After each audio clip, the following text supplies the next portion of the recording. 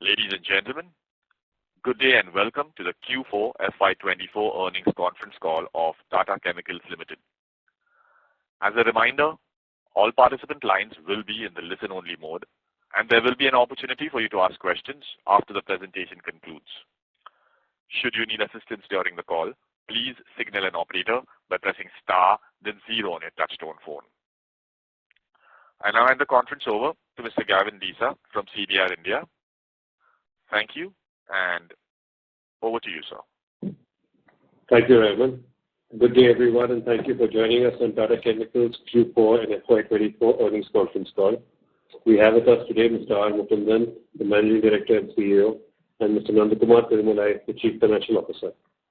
Before we begin, I would like to mention that some of the statements made in today's discussions may be forward-looking in nature and may involve risks and uncertainties. I'd also add that this call would need to conclude by 7:45 p.m. IST. I now invite Mr. Mukundan to begin proceedings with the call. Thank you, Gavin, and good evening and welcome everyone for the Q4 and FY24 earnings call. I have Nandu along with me for today's call. I'll highlight with a brief overview of our market conditions, then our operational highlight. Within India, I think for demand for our main product, soda ash, while it was muted, it was showing signs of recovery, mainly boosted by detergent and chemical sector. The container glass demand remains steady, and we had continued muted demand in Europe. US, mainly, I think the demand, while being stable, there are signs of some bit of fall in the container glass, which we're watching very closely. As far as Africa and Middle East, there continues to be pockets of strength and pockets of stable demand.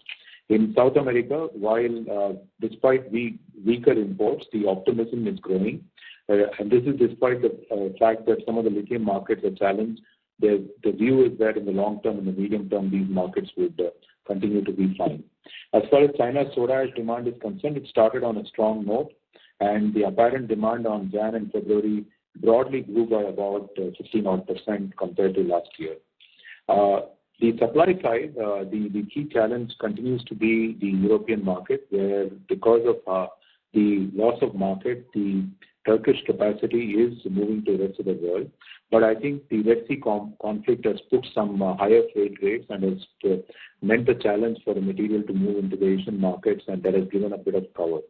The mainland China did experience a higher soda ash supply also because of the imports, and they remained a net importer in Q4 2024. We will continue to focus to monitor the European soda ash market, which continues to be the main cause for our worry. In terms of Tata Chemicals, the overall sales volume grew sequentially despite adverse price movement on account of market factor. In India, we saw the highest salt production and sales, and we had to moderate a bit of the soda ash volumes, mainly to make sure to maximize salt production. But with the incoming hooking up of the boiler, we expect both soda ash and salt to continue to grow. As far as U.S. domestic market, while the absolute volumes in the domestic may have fallen, the future trend is expected to be positive, and we continue to track very good production numbers, as well as we will be having very good shipment numbers going forward. In UK, the soda ash did move to fixed price margin. However, demand and volume have fallen sharply, and we continue to sort of maintain our production very close to the market demand conditions. Rallis had a soft quarter, and while domestic market is fine, the international market continues to have challenge. They are well positioned to continue to improve their performance, and they have a new leadership which is rethinking the strategy and approach to market. In conclusion, despite a difficult operating environment, company has continued to maintain stable performance. Global demand is showing signs of stability and a bit of recovery, but we need to be cautious because of the geopolitical instability, high interest rate environment still continuing. We expect sustainability to be a long-term trend, and hence the market segments which we have stated, that solar glass and lithium will continue to be the growth engine. Our focus is on timely execution of the expansion projects. Most of them are getting commissioned in the month of May. So towards the quarter 2, we would start seeing additional volumes coming in the market. We also are continuing to focus on customer engagement and cost management. And with this will be aided by our digitization effort. So outside the challenging condition, we continue to remain positive. We had to take a non-cash charge, which I'm sure Mr. Nandakumar will highlight during the Q&A session. And also, we would also address the issue of the NCD, the fundraise, which has been highlighted in the results meeting during the Q&A. So we would be happy to get into the Q&A session directly and address your queries as we move forward.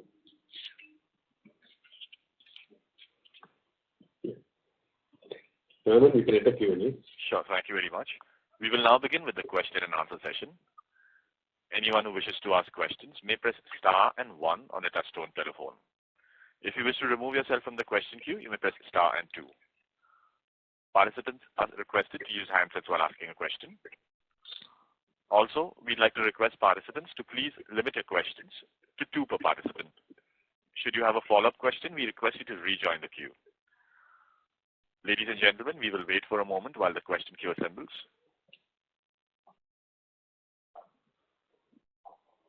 The first question is from the line of Saurabh Jain from HSBC. Please go ahead. Yeah, thank you so much. So obvious first 2 questions are, can you provide more details around what is the purpose of this NCDs and also explain more on the non-cash charge, please? So I can take that, Mukund? Yes, go ahead, Nandu. Yeah, okay. So on the NCD being issued going forward, that is basically to look at where we can use the money for deleveraging other geographies, because there is arbitrage opportunity available in terms of interest rates. The purpose is that on impairment, we do an annual impairment exercise every year ending in March based upon the trigger. And in UK, there are 3 plants. One is in salt, one is bicarb, one is soda ash in Lostock. All are nearby.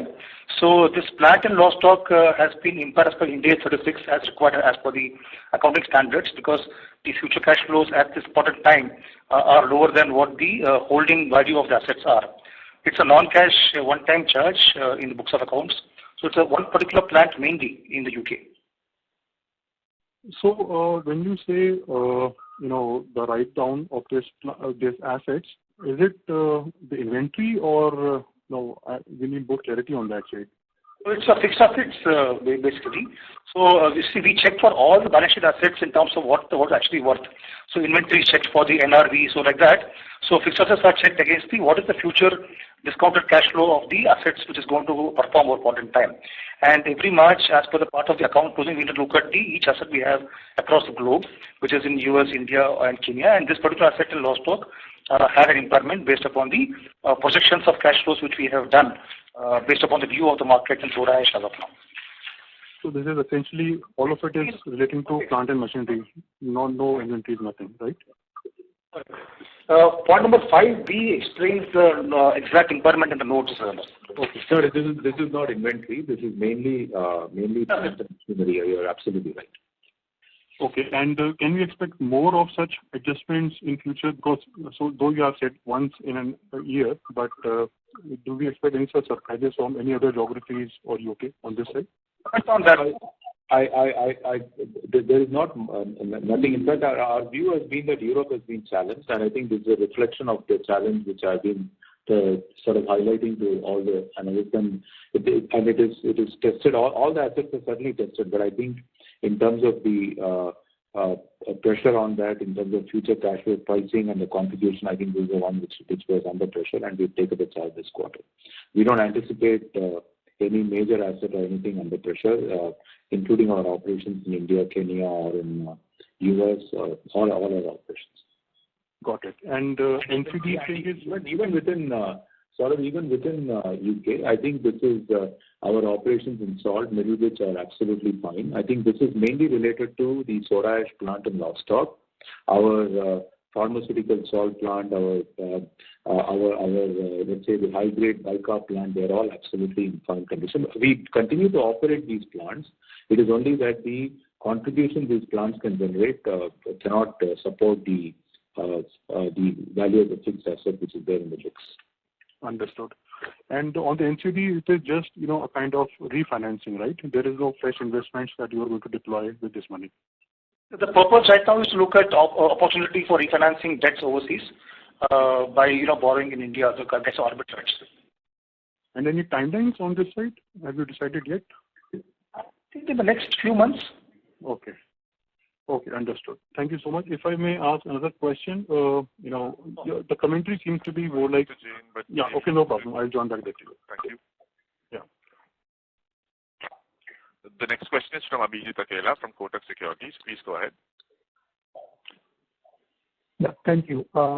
On the world demand and supply environment, if you could please help us with your estimates of what the demand decline might have been in FY23 and your outlook for 24. And also you've mentioned that the market is oversupplied, so if it's possible to quantify how much the extent of oversupply is right now in the market. Thank you. Yeah, I think, Abhijit, the broad oversupply, demand-supply mismatch is about 1 to 1.2 million tons in the European market because that's the demand destruction which has happened and the supplies have remained. And unless the capacities go out and we haven't had any announcements of any capacity go out, I think this environment will continue and this material will tend to flow out. The other big demand supply area has been China, where we had 5 million tons come in. But effectively, that material is still finding its home only in China. It is not finding its home outside. And that is mainly because I think it is having, it fulfills some local requirements and local logistics requirements. We anticipate that if at all there's any pressure which will come, it will be from the Chinese market in case the real demand there falls. As of now, what we can only say is that the Chinese prices have more or less seemed to have bottomed out. They were close to about 1900 or 1950 yuan, and they've moved probably to about 2000 yuan. They are range bound in that number. Last year, same, I think this number was close to about 2,400 yuan. So there is a dip, there is a fall, but I think what we are seeing on the ground is that this is probably hit the bottom. And the same is the pricing commentary as far as India is concerned. The prices, including the import prices, are more or less holding, and the demand environment continues to be fine. So really, as I mentioned in all the calls, the trigger for demand-supply balancing has to start from Europe, and hopefully that will get addressed over a period of time. Thank you. And just one other thing on our capacity expansion plans. So in the context of this oversupply, any sort of second thoughts you might have about some of the expansions, say in the US or Africa? I think, Abhijit, the point is that I think we will continue to expand where it is competitive in terms of serving the market. I think we've got very good markets in India and US. These economies are doing very well. And I think these are also, in terms of cost to serve the local as well as international markets, very competitive. So our work on this in this direction continues. Kenya, as you also know, is a low-cost asset which is able to serve Indian and Southeast Asian market very competitively. And ours is a dispersed expansion. It is not concentrated in one site.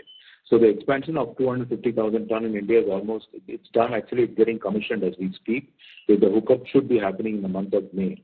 And in terms of the next phase of another 300,000 ton, that work is apace in India. Kenya also would increase the capacity by 300 and 400,000 ton in US. This we are continuing to pursue. These are all in design phase now, and implementation will start shortly, and we will start highlighting the capex and the other numbers to all of you. And since all these are brownfield, they are very value creating. Thank you. The next question is from Vivek Rajamani from Morgan Stanley. Please go ahead. Hi, sir. Thank you for the presentation. So in your comments, you mentioned that, you're expecting the U.S. domestic volumes and volumes in general to be positive going forward. You're expecting good shipment numbers. Just wanted to clarify, where you're seeing, these demand trends that support this assumption of yours. That's the first question. Yeah. The issue is about our own capability in terms of operation and delivery. I think the plant has had record numbers in the month of February and March, and the operations continue to post record production numbers. And as you know, the U.S. operation is, because of the cost structure, is able to move the material to most parts of the world. So it will continue to sort of serve the domestic demand as it continues to grow in all along North America, which is in U.S. and Mexico and Canada put together.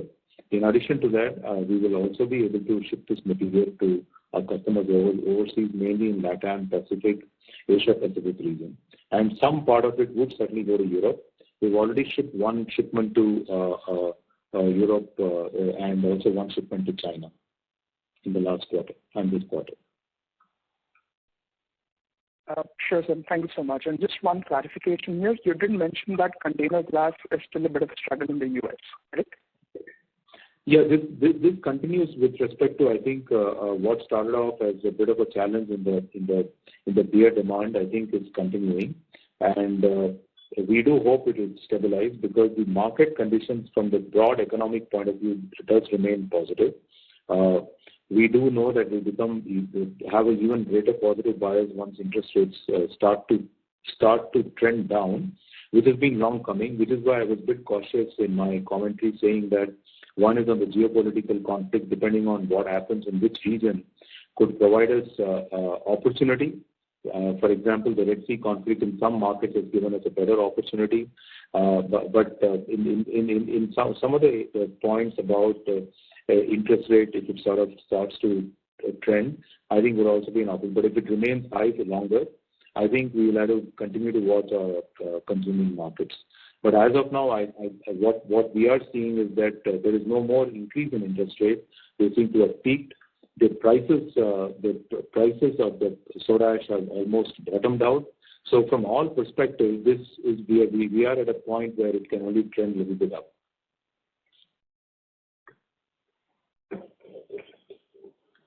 Thank you. The next question is from the line of Ankur Periwal from Axis Capital. Please go ahead. Yeah, hi, sir. Thanks for the opportunity. Just continuing with US, given that large part of the sales volumes that we do are long-term in nature, contractual, will we fair to say that quarterly EBITDA run rate will be similar as what we see in this quarter? Yeah, so I think broadly, if you look at the domestic, more or less, I think for the first 3 quarters, the numbers are more or less contracted. I think there is some open quantity in this Q4, which we will close during the course of the year. And exports also, for example, in Q1, it is fully contracted. Q2, I think, is close to about 88% contracted. So we would continue to see similar trends. Yeah. Sure. And the same breakup in terms of short-term and long-term contracts. How do we stack up in UK, given the profitability has been slightly under pressure here, and the demand outlook has not been happy as well? Yeah, I think the customers are now, because they also understand that the prices are more or less bottomed out, they are beginning to engage on a longer-term contract now. Because you see, normally the customer behavior is when the prices haven't yet bottomed out, they would want to test whether it's a bottom. Since the prices have more or less hit the bottom, most customers are willing to engage on a longer term. Our team always wants to have a mix. But really, we would continue to sort of work on a combination of the two. But I want to give the flexibility to our sales and marketing team in the way they want to sort of build this whole piece. But usually, we tend to keep at least 50 to 60% under contract, which are longer term in nature, so as to provide stability to our sales outcomes. Thank you. The next question is from Riya Mehta from Equitas Investment Consultancy. Please go ahead. Hello. Thank you for giving the opportunity. So my first question is, when we see soda ash volumes for India, they have declined on a quarter-on-quarter basis. With us ramping up the new brownfield capacity of 250,000 tons in May, how do you see the volumes turning out to be and the capacity utilization? Yeah, so this quarter, as I mentioned, we did ramp down a bit of the production. It was actually constrained by production, not by market, and largely because we had a certain amount of utility shortage because we had not our hookup of the boiler hadn't happened. It's happening in the month of May fully, and the expanded capacity is also coming on stream. We did increase the production of salt to ensure the shipment and the markets were fully met, market needs were fully met. Having said that, I think this constraint will not be with us post-May when all the capacities are hooked up. So really the number which you're seeing in Q4 is a constrained number because of utility constraint which we had faced during the quarter. Okay, and how do you see the ramping up of the brownfield capacity of 250,000 tons in India? By when do we hit the full capacity utilization? Yeah, once the capacity is hooked up, I think we would probably tend to sort of see full capacity reaching in about 90 odd days or so, not more than that. Thank you. The next question is from S. Ramesh from Nirmal Bang Equities. Please go ahead. Good evening and thank you very much. So if you look at the Chinese capacity addition of 5 million tons, wouldn't that be increment if it operates at full capacity? Wouldn't that actually add to the excess supply given whatever consumption? If you take 65 million consumption, it's about 10%. So how do you see that full, production in China's Inner Mongolia coming in to the extent that, although it's consumed in China, or the overall Asian, consumption, it kind of, replace whatever is being imported by that production. So wouldn't that lead to excess supply in Asia? So you would normally tend to state that, but I think if you really look at what has happened in the marketplace, the Chinese material has tended to continue to be in the same proportion as they've been exporting in the past. That has not been the case, and the reason for that is, I think, so some of the units are beginning to operate at a lower operating rate, moderating it to the level. And I mentioned this also in the last call. The natural capacity tends to put pressure on the synthetic capacity. Most synthetic capacity are near the coast. Further than they export, they come under even more pressure because they get lesser net realization. So the incremental volume they move from domestic to export, because of the pressure they face from natural capacity, tends to be at a lower pricing. So this is an issue phenomenon we've seen in every market. So this will play out, and it's playing out exactly in the manner which we had highlighted. Now, the issue which we need to worry about is not so much on the supply side. I would rather be focused on the demand side.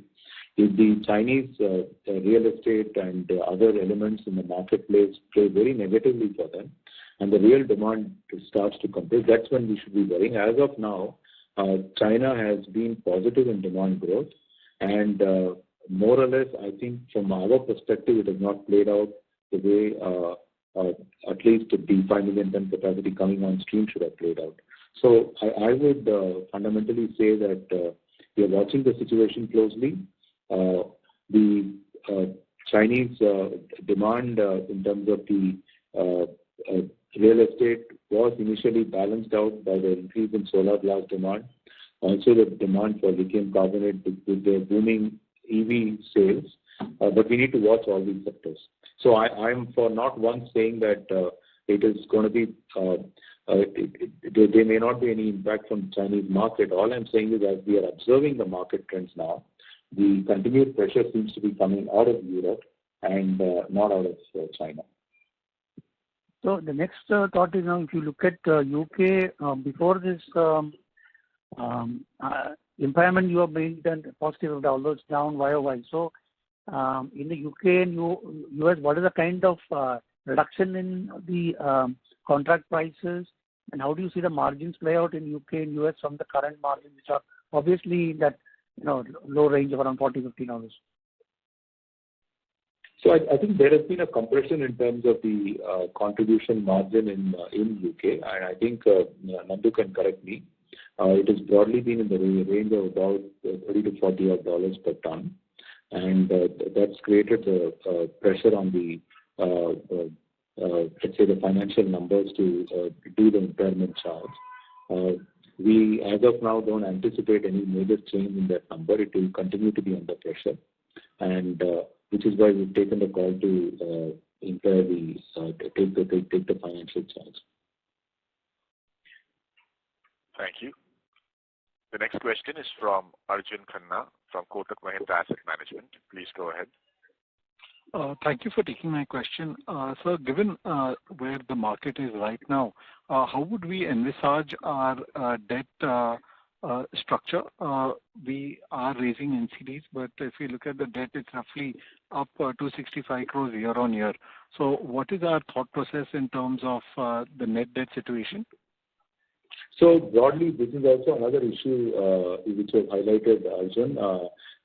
Because our debt is denominated in dollars, I think there is also a value increase which happens due to depreciation of Indian rupee. So once we sort of substitute this with Indian debt, I think at least that increment will stop happening. And idea is to, as Nandu has highlighted, there is certainly a benefit to having Indian rupee denominated debt and pay down the dollar-denominated debt. I think that's the opportunity we are looking at. This is not to fund any expansion. Expansion will continue to be funded through internal accruals. This is to replace some of our existing dollar debt with rupee debt. And you may want to correct me if I'm wrong. I think it's correct, Mukul. So actually, in terms of the reason is that this is to refinance some debt, and if you look at the going forward, as of now in India, the major capex is over. The Mithapur has been getting capitalized now, so we'll be having a bit lesser capex going forward that will help us in the overall FCF being better. So therefore that's why we are actually in terms of the overall debt number, as I mentioned, but if the price improves, then we will start repaying more debt.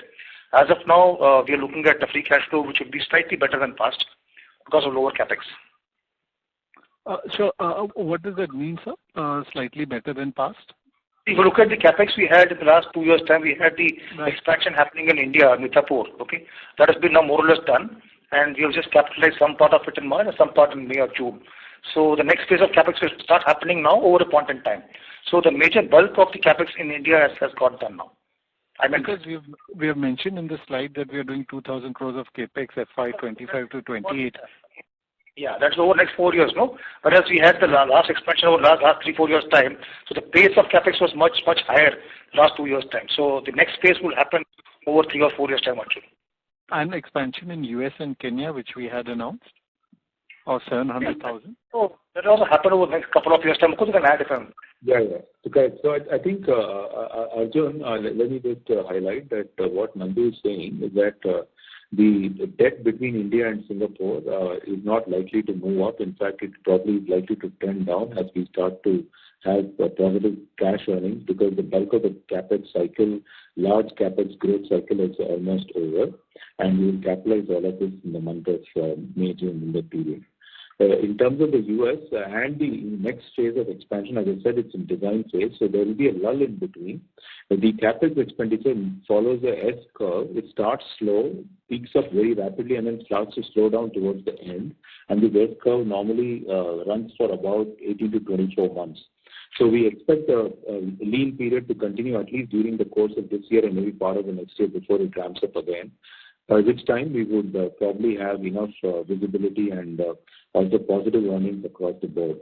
In terms of pay down of debt, the only one which we probably need to sort of look at pay down, Kenya is already having no debt, Rallis has no debt, India has no debt, and Singapore debt will be partly addressed through this NCD and will pay that down in India. In terms of the US debt, I think we had committed 3 years to pay down that debt, and the first year of that cycle is over. We had committed 100 million. I think we've repaid about 95 at the end of this period.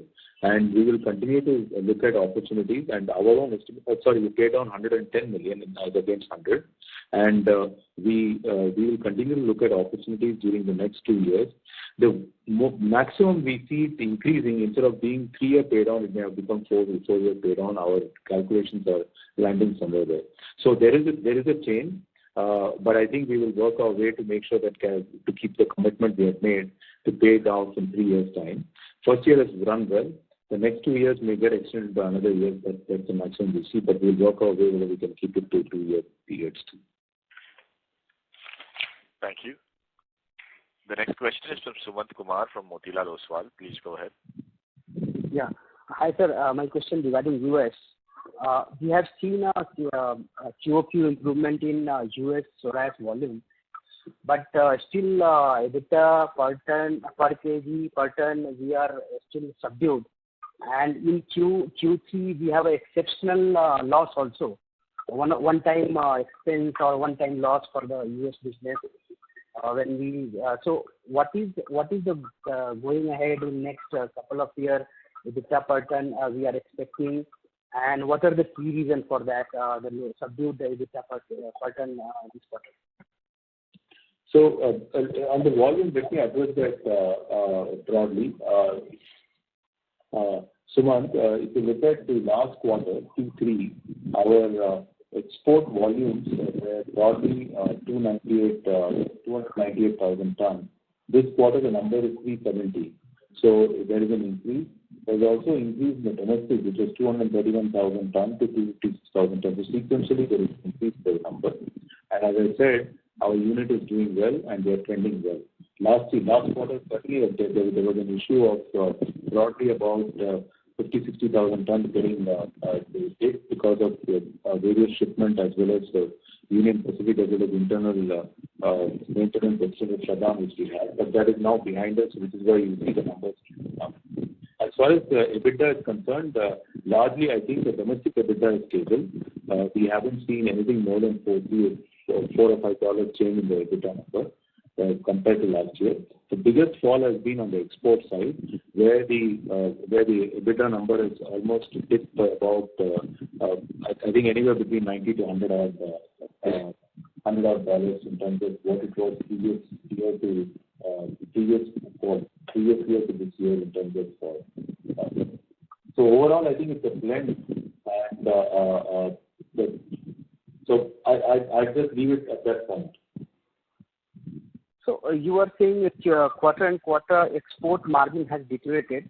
When we talk about what we are getting, China is doing good in demand side of solar glasses, okay? And then you are talking about Europe is a problem. So what are other factors impacting export business for us? So fundamentally, I think if you look at it, the export realization overall has dropped. I think the international prices overall have dropped in all markets. While in some market it may be less so, more other markets may be more. But I think it has overall dropped by anywhere between $100 to $120 per ton, and that continues to reflect in the export pricing and in the contribution, and it sort of straight away falls into your EBITDA margin. More accurately, if you look at it, the current year, the current quarter, the NSR is down from the previous quarter in export to almost $60 and the fall between the same quarter last year, because last year this quarter was the peak because the prices at reset is down by $150 broadly. So on export side, but on the domestic side, it is hardly a movement of $2 from last year, and it's hardly a movement of $8 from the previous quarter. So really, the change is not in the domestic pricing, domestic realization. It is mainly on the export, and this is likely to sort of continue in the near term, and we do expect at least some positive changes happening only towards the Q4 of this current financial year. The next 2-3 quarters will trend to the similar number. Thank you. The next question is from Rohit Nagraj from Centrum Broking. Please go ahead. Yeah, thanks for the opportunity. So my first question is, you mentioned in your opening remarks that China demand improved by about 15% during the first 2 months. So could you just help us to explain which and all segments are doing well in China in terms of user industry, given that real estate has not picked up, plus on EV side also there has been some slowdown. So just your perspective on the same. Thank you. So I think it is across all sectors, and I think this is why we are the commentary. The numbers from China are not matching the commentary we hear on real estate. they do seem to be doing well on solar gas. They do seem to be doing still on the lithium carbonate processing, even though the prices have fallen. So most of these sectors seem to be doing well, but we need to sort of watch out, mainly because if this persistence continues. My understanding of the real estate there in China is that the commentary is negative because the debt portion of the anybody's wealth is wiped out. The equity is still left in the unit. So they've seen a reduction in the pricing, and which could ultimately lead to some bit of erosion in the demand. But more importantly, it's going to be very important to watch out how the unbuilt let's say units there in residential are dealt with by government. Do they take it through a mechanism for completion, or they don't take it through a mechanism for completion, like it was done in India, especially if you look at some of the projects in and around Delhi and Noida. So we'll still have to watch that resolution. It remains an issue of pressure, so we will watch that space. Sure. Thanks for the answer. So second question is, you mentioned generally the European demand remains the key driver, and if that demand doesn't improve, probably given the market is oversupplied, will the pricing environment generally remain benign throughout 2024? Thank you.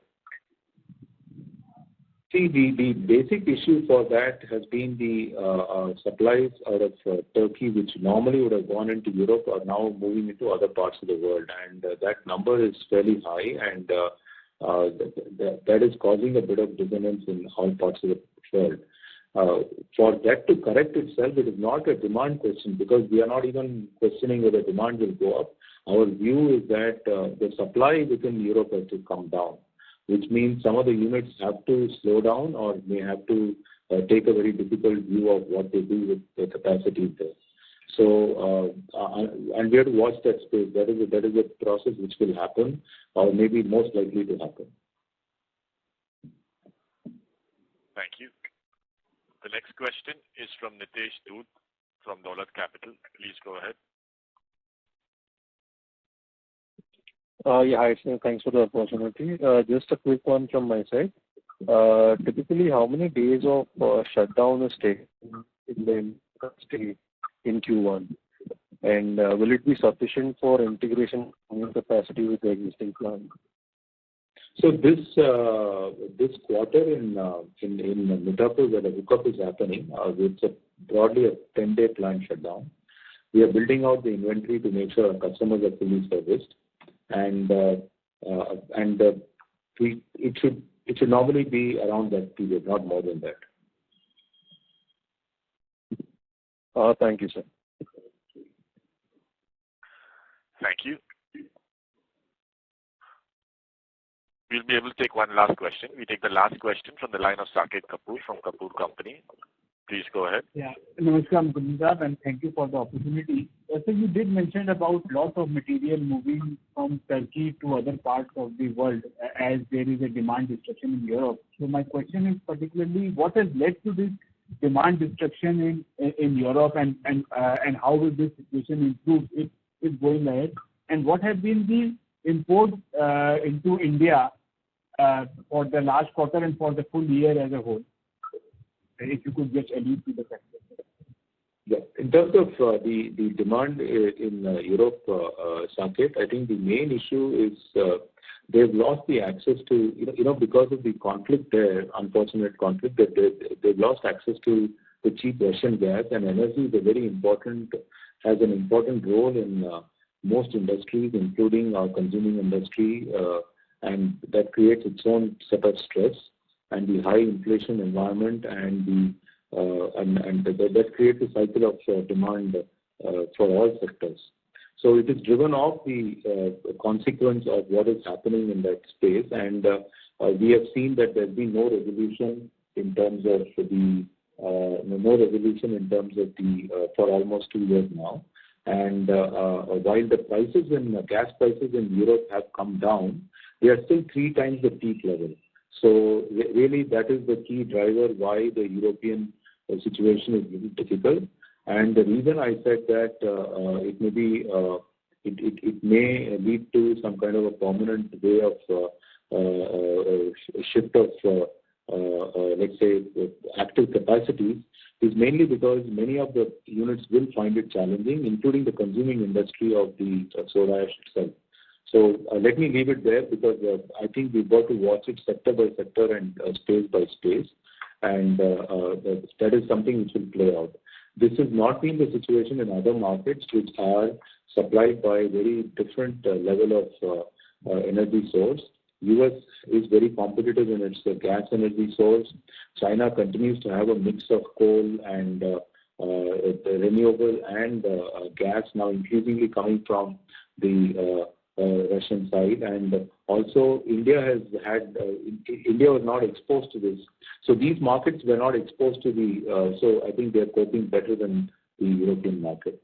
In terms of the consequent of that, what has happened in India, broadly we've seen about 500,000 ton additional imports, and in a market which is close to about, so it used to be in the range of broadly 600,000 ton import, that has crossed 1 million, 1.1 million, and the market demand in India has been fairly stable last year compared to the year 23, where the demand was 4 million ton. The demand this year has been 4.056 tons. So there's been a 20,000-30,000 increase in the demand condition in India. It has not fallen. It has remained stable. But the domestic the player sales to the market has been depressed because it was almost to the tune of 500,000 ton increase in the imports, which have primarily come from this source.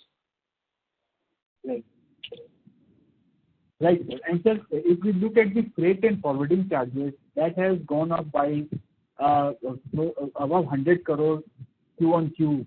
So could you please explain the reason for the same? And in continuation to that, the carbon capture program which we have done for the UK government, has this done for the plants where we have taken the impairment also? Sorry, on carbon capture, what was the question? Sir, on the carbon capture, we have done some work for the UK government and we have spent some money on the carbon capture. Now, when we have taken impairment, does that value also goes down? Does it have any correlation with the carbon capture program also? No correlation. There is no impairment. Yeah, there is no impact of that. In fact, even the units which have been impaired are continuing to produce Saket. It is not related to operations. So we'll continue to serve our customers as long as it is profitable. But the soda ash plant, which is in Lostock, is not making adequate margin to cover its asset base, which is why it has been written down. CCU has no bearing on this. Operation of CCU has no bearing on this. That continues apace, as well as our bicarbonate and salt production continue as planned before. And in fact, I think to clarify your point, Saket, UK will continue to focus on the more value-added space of bicarbonate, salt, and pharmaceutical salt. They will continue to run them very efficiently, and they are profitable. Out of 25 million pound EBITDA, which we normally telegraph as the sustainable number there, 15 million pounds usually should come from the other two, which is bicarb and salt, and we think that could continue to clip. In fact, climb further as the pharmaceutical salt plant also gathers momentum. Thank you very much. We'll have to take that as the last question. I would now like to hand the conference back to the management team for closing comments. Thank you, and thank you everyone on the call. I think there's been several queries on the NCD as well as on the impairment. Let me again reiterate that the NCD is primarily for deleveraging or financing the external debt with Indian debt, and I think we would want to make sure that in rupee denominated it remains constantly paid down with the cash earning capability out of India. In terms of the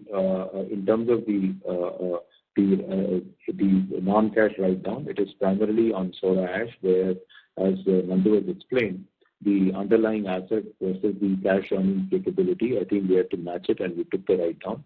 Our strategy in UK continues to be to focus on the value-added products to grow further, and we continue to engage on that piece.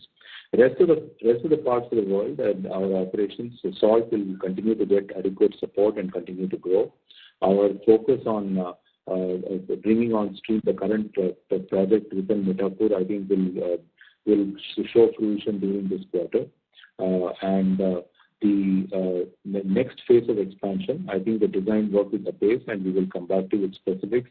But broadly, these will be highly value creating because of the brownfield nature of these expansions. We continue to remain focused on our customers. We continue to watch them very closely. As of now, the market is in a very stable, let me put it, in a stable bias. And while there are certain headwinds, which we need to watch out, high interest rates and the element of some sectors in some of the markets coming under pressure, the overall demand situation continues stable. There is a continued focus on making sure that our cost structure is addressed and most cost competitive. At the same time, we are continuing to focus on our sustainability effort in terms of decarbonization and digitization. Thank you all, and we look forward to meeting you once again in quarter one. Thank you very much. On behalf of Tata Chemicals, that concludes this conference. Thank you for joining us, ladies and gentlemen. You may now disconnect your lines.